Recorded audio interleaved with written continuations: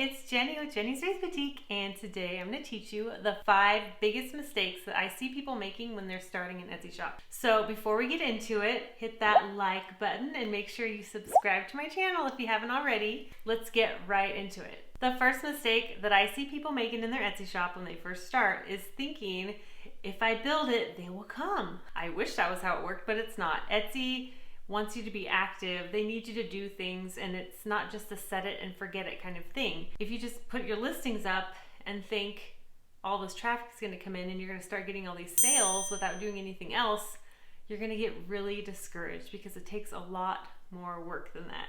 There are over 2.5 million active sellers on Etsy and over 44 million buyers on Etsy and over 60 million product listings on Etsy. That is a lot. So you have to do more than just put up your listings and expect everyone to see them and buy them.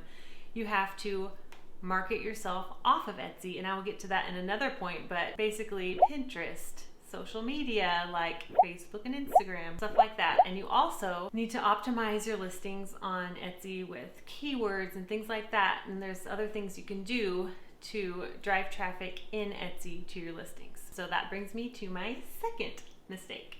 The second mistake I see people doing when starting an Etsy shop is using cutesy names and titles for their products instead of searchable keywords. For example, I'll use my shop as an example. I have a cute red tulip heart wreath that I sell for Valentine's Day. And if I was trying to be cutesy and come up with a really nice name for the wreath, I could call it a Love Me Truly, and that could be the name of my wreath. And I've seen people do that, and it's cute and it's fun to have little names and it kind of brands yourself. But if you're listing them on Etsy, you can't do that, because who's going to be in the search bar on Etsy writing in Love Me Truly? This is me typing.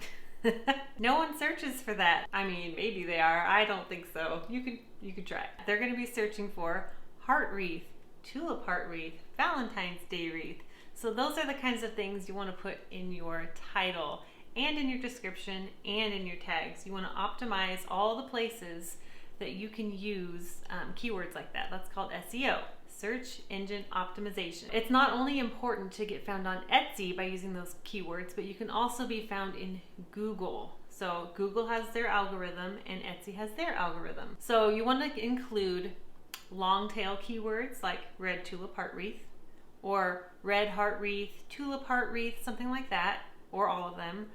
And also some short tail keywords like wreath, Valentine's Day wreath, stuff like that. You want to include both because then you can rank in both sides. So for example, if you have a smaller shop that doesn't have a lot of credibility in the Etsy algorithm, the longer, more specific keywords are going to be your best friend. So while they are not searched for as often, there's also less competition the more specific you are. As people say, the riches are in the niches. I don't know why I think that's funny. If you search red tulip heart wreath, you won't get very many listings. I think I did it before and it was like 45 listings. That's very specific. I don't think people are searching that specifically. So you could do Valentine's Day wreath, tulip wreath. You'll get a lot of tulip wreaths, but a lot of my tulip wreaths are actually listed under tulip wreath, and then you can get more specific with the colors. And yeah, so Etsy, like I said before, is a business and they want their customers to find exactly what they're looking for, so in the end they will spend money. So you want to make sure your keywords are very applicable to what you're selling. They describe it, they tell exactly what it is, so that Etsy can match it up with the customer who is looking for it. I really hope that makes sense. Also, need to use keywords in your description, your tags, your shop section, and in your description especially, they need to make sense. Don't just stuff a bunch of words in there. Etsy's smarter than that. Your sentences need to make sense and flow and be descriptive, like actual sentences. Make sure they're relevant to the product. Don't just throw in popular keywords that aren't related to your product, because Etsy won't rank that. They know. They're smarter than that, believe it or not. Speaking of pictures, that brings me to my third mistake that I see people making when starting an Etsy shop, and that is having low quality pictures. I talked about this in one of my recent videos, and so I'll just be brief on it right now. You could have the most beautiful product. It could be amazing. And you know, as soon as people see it, they will just fall in love and want to buy it. But since you're selling them online, people can't see it in person. They can't touch it. So you need to have quality pictures. And like I said in the first point, Etsy is very saturated. There are so many products. Your product needs to stand out. Think of the way you shop online. What kind of pictures are you drawn to? Are they bright and clear? It's easy to see the details. Or are they dimly lit, shadowy, maybe blurry? Which ones are you drawn to? Obviously, it's the bright and clear photos. So make sure your photos are nice. The next mistake that I see people making when starting an Etsy shop is making only one-of-a-kind items. And I talk about this in a lot more detail in a previous video that I did about Etsy. Basically, Etsy's algorithm favors listings that have been proven to sell. What I mean by that is if you have an item listed and it sells, and so you relist the item and it sells again, it has credibility in the algorithm as being something that sells. And of course, Etsy wants products to sell because that makes them money. If you make money, they make money. If you make one-of-a-kind items, they can't sell over and over, and they never gain credibility in Etsy's algorithm. One way to get around this, and I've done this before, is if you have an item that sells and it's a one-of-a-kind item, but you can make or sell something that's very similar, even if it's not exact, just list it as that listing that already sold. So you sold a product. Since that listing that sold now has been shown to have sold, list it again, but upload new pictures of the new item, and then maybe update any of your description if you need to. But then Etsy sees that as, oh, this item sold already. I'm gonna rank it a little bit higher because people obviously like it. I've done this with my wreaths before. I've had a wreath that was really popular and I sold a ton of it under one listing that I just relisted over and over as it sold.